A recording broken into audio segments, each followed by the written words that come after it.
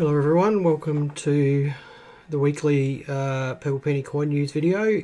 I'm Mark. My wife and I, Catherine, run a coin shop in Adelaide, South Australia called the Purple Penny, and we've been doing these videos weekly for about the last 15 or 16 months. I think this is the 45th or 46th one we've done this year. I hope everyone's had a great week. We've had a fairly normal week in the shop. It's been busy, good busy, not crazy busy, bit of buying, bit of selling. The last mint release we've sort of seen the end of that. We've still got a few bits and pieces hanging around, things on hold for people, but we've really just swung into next month's releases now, which I talked about last week. Those of you who didn't watch last week, next month we're due for the release of the baby mint sets, the baby proof sets, and two coins that celebrate the 50th anniversary of the Tamworth Music Festival. There's an aluminium bronze 50-cent piece and a selectively gold-plated 50-cent piece. We've had a busy week reorganising this week. We stayed late on Saturday and took down a whole pile of shelves in our stockroom and rearranged them, and just tried to get things a bit neater and a bit better organised so it's easier for us to find things. And in my little room here, there's a big mess behind that purple thing back there. If you've ever been in here, you'd know what a huge mess it is behind there. I've been putting up pin boards so I can get all the badges and pins and fundraising badges and things like that just seem to accumulate up off of trays and out of bags and up on the wall where they're easier to see. So there's a lot of stuff that goes on in the background here that doesn't necessarily show from the front, but Catherine and I are always trying to improve things and make things better for us and for you, so that if people ask us for things, we can find them. I guess there's probably just one thing I wanted to mention this week, and it's with regards to the new format packaging that the Mint has pushed out with their mint sets and the carded coins. So the mint sets have gone to the plastic case with the cardboard sleeve, and I think probably everyone's aware of the problems with those, actually getting them out. I'm still hearing reports of people damaging the cardboard sleeve when they're trying to get the coins out, but I guess it's more focused around the postage on those mint sets and also the new carded coins. The new carded coins are using sort of a quite a thick plastic capsule now, a hard plastic capsule, rather than the old blow-formed,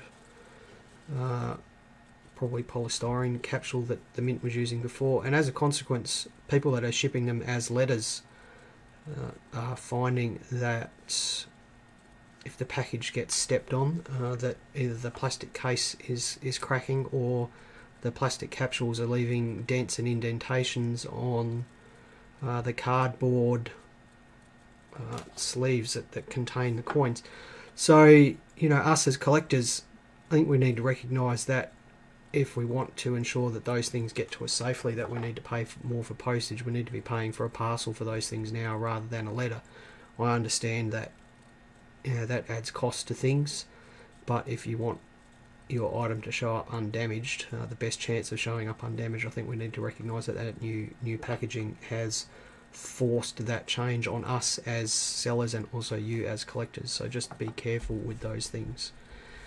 We'll just say a few hellos to everyone. Hello Marie and Neil, Matthew, Daryl, Gregory, Al, Tanya, Trina, Chris, Rob, Scott, Trevor, Gary, Val, Alistair, Jason, Alison, Russell, John, Mike, Tim, Ben. So hello to everyone who's watching. G'day Michael Edwards as well. Michael's a shop regular here. Thanks for popping in and watching. So let's just jump over to the news today. Silver and gold are having a run at the moment. Gold on Friday hit its highest price in nearly 12 months, and certainly the highest price this year. And I think that's more of a consequence of the Australian dollar value sinking, and that's probably on the back of interest rate proposed interest rate rises in the USA, so that has caused gold to sort of get up to about $25.50, which it hasn't been for nearly a year. Silver has been dragged up along with that and is sitting in the mid $34 range, which it hasn't been at for quite a while. So if you are interested in gold and silver, I guess that's good news for you if you're selling, and bad news if you're buying. There was a Roxbury's auction last week. There were a few top pop PCGS graded pre-decimals, and those of you who don't know what top pop means, it means that as PCGS grades coins, it keeps a record of the grades that they've assigned to that particular coin, and a coin that is the highest grade is called a top pop, top of the populations. And for some coins, the top pop coins, there might only be 1 or 2 coins at a particular grade. For other coins, there could be hundreds at the top pop, MS70 being the highest grade, and for a lot of modern mint product, MS70 isn't too difficult to achieve. But for older coins where the quality, even when it was issued from the mint, was poor, often you might find an MS65 or an MS66 is a top pop or a top population coin, the highest graded coin. And if 2 collectors get it in their head that they want that top graded coin, then auction results can soar. So the 2 things that popped into my vision when I was looking at the Roxbury's auction results were a 1952 florin in MS65. 1952 florin is not a difficult year. And a 1954 Royal Visit florin in MS66. Now they're both top population coins. The 1952 sold for $4,600, which is a pretty strong result. I haven't seen those sorts of numbers for fairly common date top pop pre-decimals for a long time. And the next one really blew me away. 1954 Royal Visit florin in MS66 sold for $5,500. And the reason that blew me away is that we've sold 2 of those in the last 18 months for under $2,000. So, that's an extremely strong price for that coin. I guess if you're a pre-decimal collector and you're holding on to some top pop coins and you want to cash out, now might be the time to think about doing it. 2 bits of coin news that popped up in my news feeds this week. One was a Henry VII half groat that was dug up at a colonial settlement in Canada, and it's the oldest coin that's ever been found in Canada. A half groat of Henry VII dates from about 1490 to 1495. The settlement that it was dug up in dates from about 1610, so this is more than 100 years earlier. The archaeologist sort of had a bet both ways about the coin when he was interviewed, and said that it probably doesn't indicate that the settlement was founded earlier, but indicates that perhaps earlier explorers who were active in Canada prior to 1500 had actually been through that area and perhaps dropped that coin. So that's a pretty fascinating find. 1490 odd half groat found in eastern Canada. And the last one here was a really interesting story about a woman in England that was stopped at the airport, leaving the airport. One of the customs agents wanted to know why she had 6 suitcases, and she just said that she changes clothes many times a day. She was going on holiday to the Middle East. Obviously the explanation didn't sit well with the customs agents, and they opened up the suitcases and found £4.5 million of cash in the suitcases. And it sort of dovetails nicely into the fact that reserve banks around the world, and I'm talking the Reserve Bank of Australia, the US Federal Reserve, the Bank of England, are saying that despite the fact that cash transactions have decreased by nearly 50% in the last 18 months, the demand for banknotes has gone up nearly 40%. Now, it doesn't make any sense.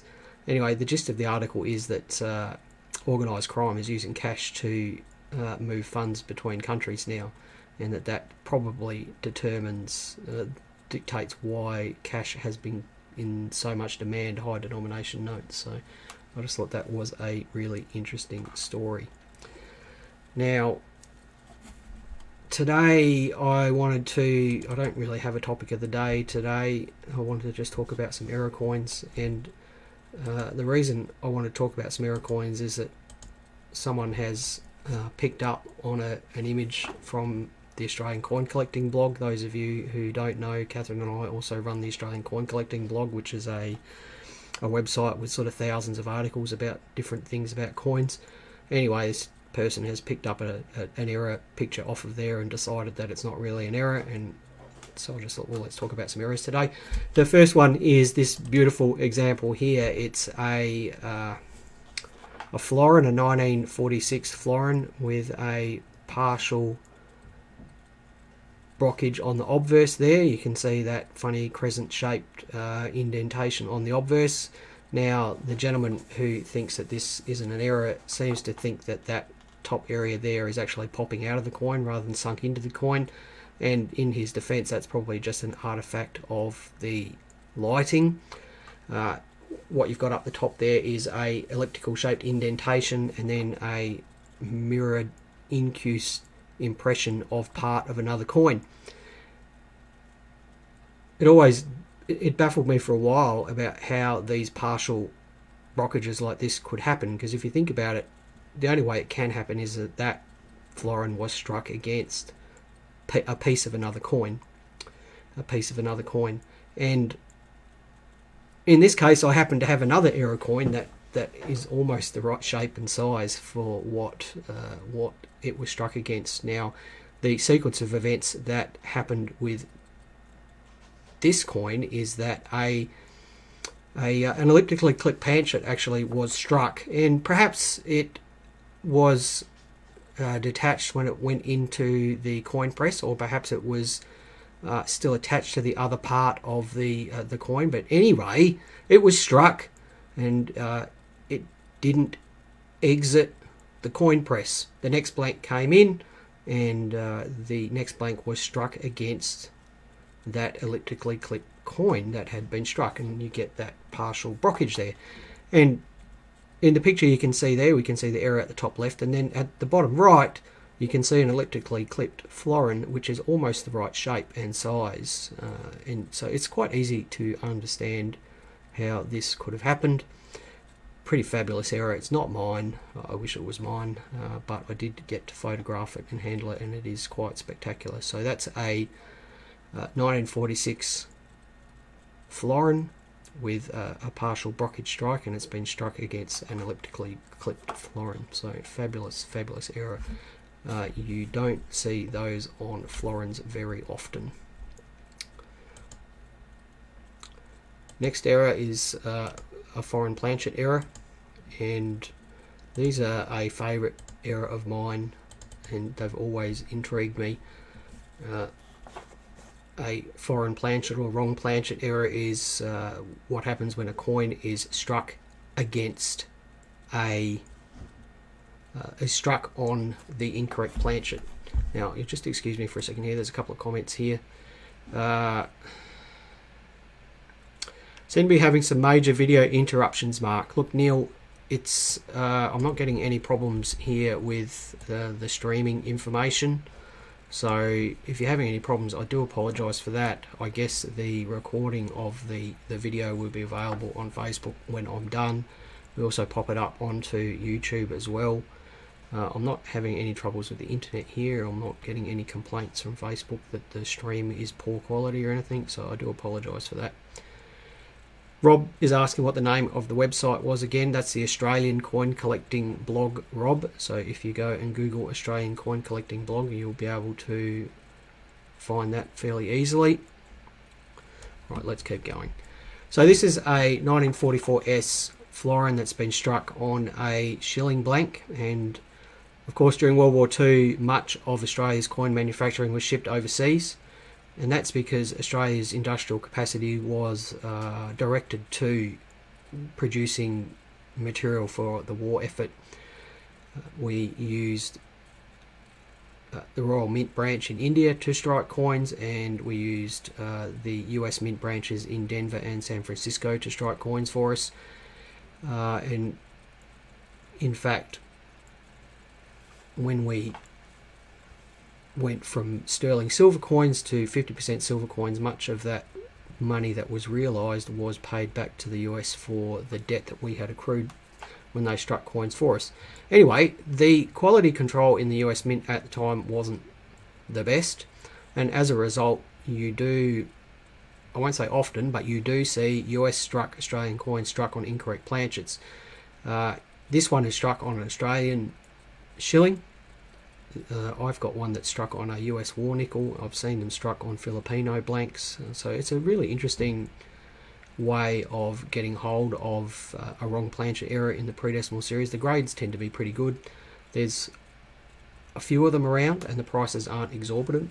This sort of coin's probably worth, I don't know, $1,000 or $2,000, something like that. How do you know if it's real and it's not just a cut down coin? Of course, we look at how the metal flows. Now, those of you who have watched me before will know that I talk about unconstrained metal flow.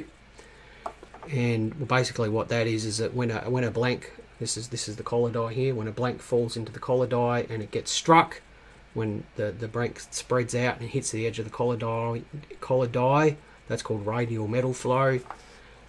If the collar is there, then that flow is constrained. But if the blank is small, only just filling up a small part of the collar die, then that blank can spread out in an unconstrained manner.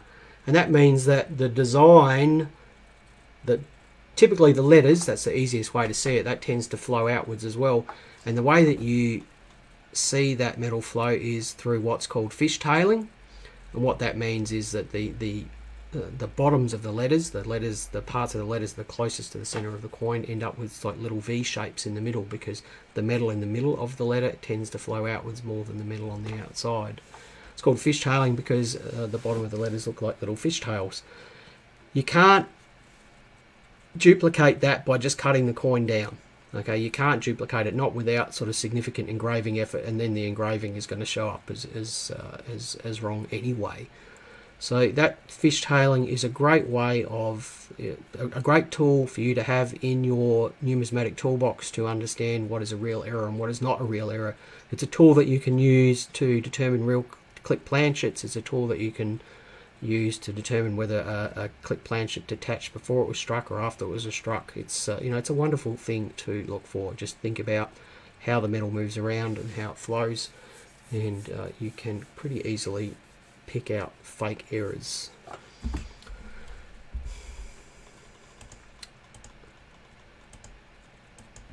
Patrick has asked a question. Do you sort out all the coins you sell to find errors prior to selling them? Yes, absolutely, Patrick. So we often will find errors in people's collections when they come in and we pay them for them. So we'll always look through bulk pennies for clip planchets and broad strikes and things like that. Similarly, someone might inherit a collection and there's an album full of coins, and we'll certainly look through that album with them, and if there's any errors or things in there, we'll point that out to them. Very occasionally we don't find an error when we're sorting out a bulk lot for someone and we pick it up later, but we've never found anything significant from that. We found a multiple struck German coin from 1920 odd, but generally we pick these things out for people when they're here selling us stuff. Patrick, the main way we get errors though is from dedicated error collectors. Very rarely do we have them come in over the counter unfound. So whenever you see errors come up on our website, it's because we get it off of error collectors or we purchase them at auction. So they're not found very often. Last coin for today. Yep. Not our coin, haven't seen it, but a stupendously amazing thing. I would love to have owned it for a little while. It's a 2017 20-cent piece struck on a Solomon Islands $2 blank. In 2017, the Royal Australian Mint was striking coins for the Solomon Islands, and somehow they ended up with blank contamination, and we ended up with a 20-cent piece struck on one of those distinctive aluminium bronze triangular planchets. How the contamination happened is anyone's guess. It could have been blanks being spilled onto the floor and picked up and thrown into the wrong hopper. There could have been one stuck in the blank feeding mechanism going into a press, so perhaps they made some Solomon Islands $2 coins and a blank got stuck somewhere. They changed the machine over, loaded up the hopper with 20-cent pieces, put the right dies in there, and then when the process started, it dislodged that blank that was stuck in the feeding mechanism somewhere. Maybe the supplier that supplies the mint with the blanks, the contamination appeared at their end. I don't know where the mint gets their blanks made these days, but it used to be at a company in Korea, so the contamination could have happened there. Anyway, it doesn't matter. You've got this wonderful guitar pick shaped coin. I believe a couple of these showed up all at the same time. Rob says it reminds him of the AC/DC coin, and that, of course, Rob, is because the AC/DC coin is a guitar pick, and that's what this looks like.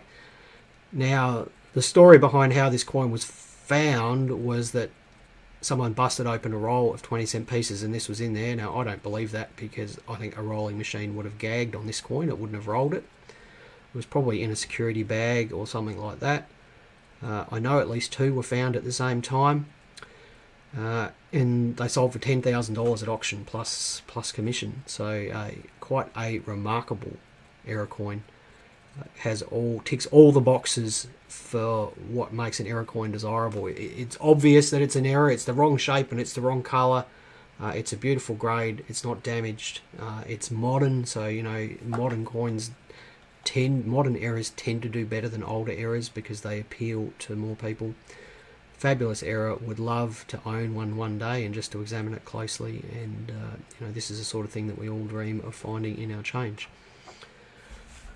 That's it for today. I'm going back to playing with my badges that I'm putting on boards. We are still looking for topics for these videos. I've got nothing on my whiteboard at the moment. I've done everything that people have suggested. If anyone has any ideas for these video topics, please communicate with me. Give me a call. Always happy to chat with people. Send us a Facebook message. Send me an email. I'm not fussed. If you've got any questions that you've got, then please let me know what they are. Everyone have a great week. Happy collecting. Stay safe and be well. We'll see you next time.